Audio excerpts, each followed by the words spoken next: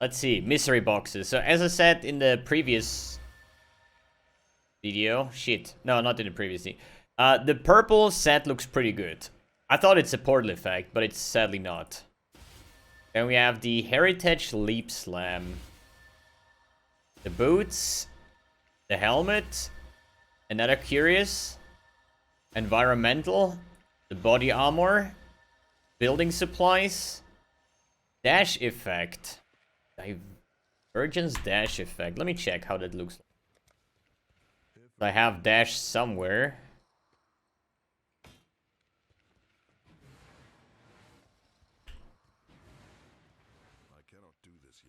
That actually looks pretty cool. Reminds me a little bit on like Rift Walk or something. Yeah, like the purple set looks actually really good. Scarab. There's the footprints. Another footprints. The helmet. Aura effect. Another helmet. Centipede pet. There's the wings. The same helmet again. There's the other wings.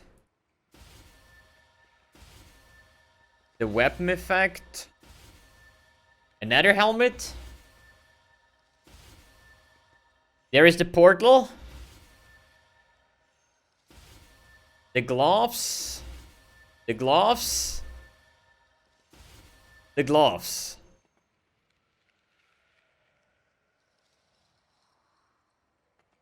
Okay. What do we miss? Divergence. So, we got the wings. Armor. The hood, the back attachment. The wings, weapon effect, portal, and footprints.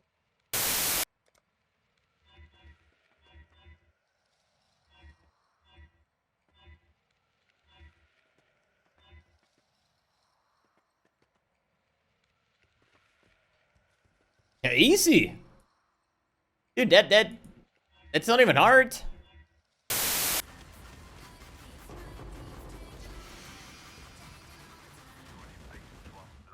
And thanks to my Atlas passives, we now can open it twice.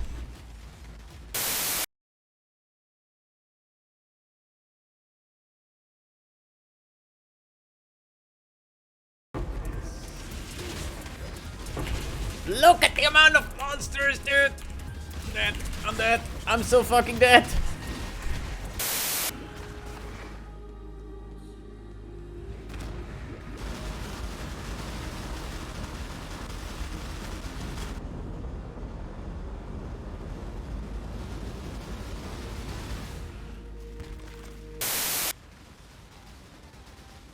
Why is this fucking boss even ghosted? Oh, that's suffering, man. That's actually suffering.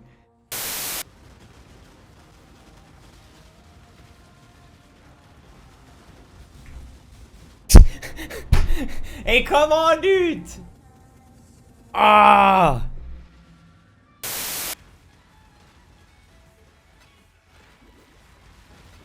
Now get me out of here.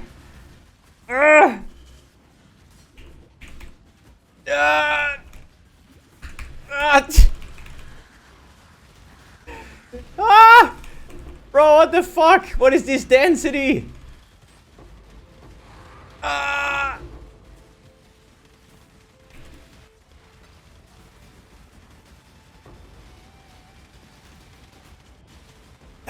fuck, man. What is going on with these shit maps, dude? Nah, come on, dude. No, don't crash, for fuck's sake. What?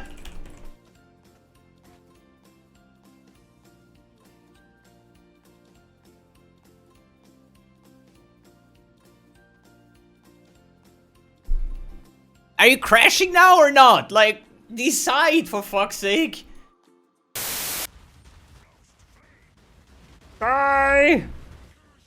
Easy clap. We did it! Atlas clear! Okay. What's the next part? Doing endgame bosses, I think. Bruh. But hey, that's done. Finally. Hey guys, and welcome to a new video. Today, end of day number 3 of the Archnemesis League. And yeah, the goals for today were complete all the yellow tier maps, as well as get level 90 and round about 85 Atlas completion, as well as doing all the unique maps. And apparently, my build was... Well, I'm talking about this one a little bit later, but I actually did the entire Atlas instead. So I started off the stream with buying all the unique maps, finishing all of that, pushing into yellow tier maps, or finishing yellow tier maps, and then started to push into high tier maps. But I had a very good time finding a good amount of maps that I didn't had yet. Kirak had also a bunch of maps that I didn't complete it yet. And it was actually quite nice if you go to your map device, basically, pick Kirak, and then check if he has some of the corrupted maps that you haven't completed yet, right? And if not, then you can basically take your Atlas scouting reports, these ones over here, and then just re-roll Kirak's window until he has the ones that you basically need, right? To prevent you from buying even more maps, right? There was actually one here, for example, corrupting all non-unique maps, for example, helps definitely if you have a valid scouting report. So basically everything here is clear. The next thing would actually be bossing and unlocking all of the favorite map slots, you know, for example, Elder Guardian, Shaper Guardian, Conquerors, Cyrus, then we have Cortex, Shaper, Elder, or at least Uber Elder, the Maven, the Eater of Worlds, the Searing Exarch, and the Feared Invitation to unlock all of these, like, what is it, 12 map slot or favorite map slots. And this is basically where I'm struggling right now. So I would say with the build, it was fairly easy to get into these high tier maps, but then like this, you know, you have for the completion, you actually need to corrupt rare these maps. And if you have like tier 15 maps or tier 16 maps and they are rolling like 8 modded corrupted, that is brutal. Like there were some maps where I just tried to use my 6 portals to even kill the end boss, okay? So I would say until high tier maps, it was fairly good, but now we're actually struggling with the build, but I still was able to do it. But I just have to admit, the end maps here were not too good, like at all, right? I did actually spend respec some of my points to get less damage, but therefore more max resistance and getting more defenses. I'm running now like, I think like almost 100% spell suppression, like 85 here. Well, actually 85. I think, yeah, because I had like these spell suppression notes over here to get 100%. But in the end of the day, I needed more defenses and therefore losing more offense, right? And this was kind of garbage. And that's why I say like now I want to try out some new ways. So at the moment, I'm trying some Tornado Shot again. I'm probably going to try out Lightning Strike because for me, the Atlas is now clear, but I don't feel myself confident to do all the endgame bosses right now. So I want to spend like 1 or 2 days grinding like some yellow tier, red tier maps, going for Archnemesis monsters, farm up currency, and then like improve the character, get some more levels in, get some better gear in, and then start to progress further. But I got my Atlas points for the most part. I think I'm like 117 now or so, 120 or so. So there's still a couple points to go.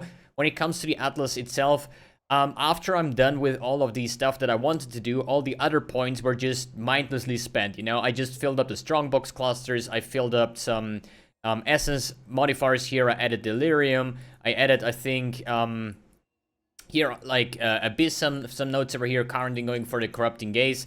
So I made this entire circle full just because YOLO, because I never planned this far, you know? I know, okay, in the start, I want to use all the enhancing map modifiers, but now the Atlas is clear, so that's basically now I could technically reset, but I don't want to do it right now just because I still have low tier, mid tier, and high tier maps because I don't have the Void Stones yet, right?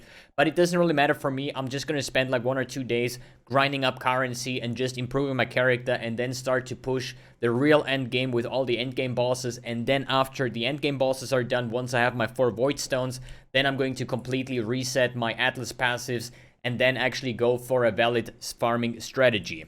Good. When it comes to the gearing, yeah, it's a little bit difficult now because I have now a bit of a different setup, but I give you the PUB in the description below that has still the ballister setup. So at the end of the day, I had like 1.7 mil DPS. This is not Shaper DPS, right? If I'm doing mapping, then I don't care about Shaper DPS, but if I toggle it on, if it's Cyrus, then I'm running somewhere around the 1 million DPS, and I don't feel confident enough because I don't really have the defenses to cover up low damages, right? Good. What changed on the gear? Quite a bit. I crafted this bow. I think that that was included already in yesterday's video, but I sold off the Tempest bow, right, for 3x. With the 3x, I actually got myself a third Transcendent Spirit as well as a Brutal Restraint. And what the Brutal Restraint here does is it adds dexterity on all those unallocated nodes. So instead of the typical 375 accuracy that I get here from my Transcendent Spirits, they're gonna add up to 1,675 per jewel here, right? And this gives me up to like, I don't know, like probably 6, 7, 8,000 accuracy just by adding the Brutal Restraint. When it comes to the Transcendent Spirit, this is a big downside, okay? As you see here, yes, it gives me a shit ton of accuracy, but 18% reduced movement speed. Here we have 17% reduced movement speed. So in Hideout over here, I'm running 4% movement speed. So the character itself is pretty slow, even with the Quicksilver. It's not really that good, and that's why I'm thinking about doing some Lightning Strike just to try it out, because I know we're gonna use Whirling Blades then with the insane amounts of attack speed that we have. It shouldn't be the hardest thing to cruise around faster, not really considering like my low movement speed, because I'm gonna be Whirling Blading a lot, right? Good. Other things that changed, yeah, this bow, I don't know if I talked about it yesterday, so I linked this bow in like a 40 fuse today, which was kind of lucky again. And I was buying a bunch of like Deafening Essences of Wrath. This gives you this like 30 to 500 or yeah 500 lightning damage flat. I used one single essence and it actually gave me T1 accuracy and T1% accuracy and T2 critical strike chance, which is nice. You know, a lot of people that don't know accuracy too much, like accuracy stacking, would say like, yo, that's actually insane, bow. It is not bad. But the reason why I went for an Elder Bow is because you can roll the stat that an Obscurantis has, which is 1% increased projectile attack damage per 200 accuracy. So the actual goal was to spam essences until I hit this 1% projectile attack damage mod. But since currency is short still on League Start, and I linked this bow for my currency, right, and other things, that's why I said, like, this is fine for now. Obviously, at some point, I'm gonna buy more essences and roll over this one because I want to have this projectile mod.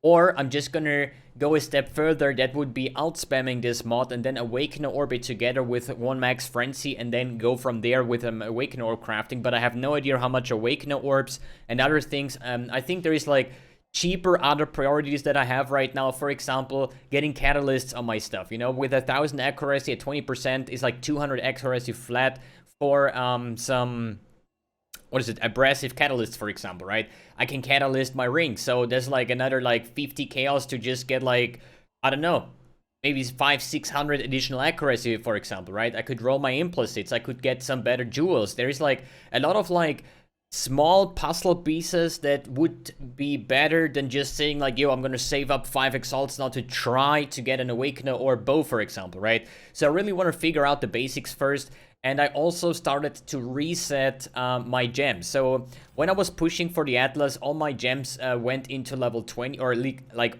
a lot of gems went level 20, and what you do is you take the level 20 gem, and then you sell it, you vendor recipe it with a GCP and reset it and get a level 1 20 gem out of it. That basically saves you a bit of currency, I would say. There is some gems that are worth like 10 chaos with 20% quality or even more. But the easy way is like, in a League Start, you're gonna not have the funds to have quality on your gems anyways, right? So you're gonna map a lot, you're gonna level up your gems, and then you just reset it, because then you run like 10 maps and you're back to like level 17, level 18 or so with 20% quality. So you're catching up quite fast with damage, and you're gonna get a lot of extra damage from all the quality out of your support gems and all the other things, basically, right?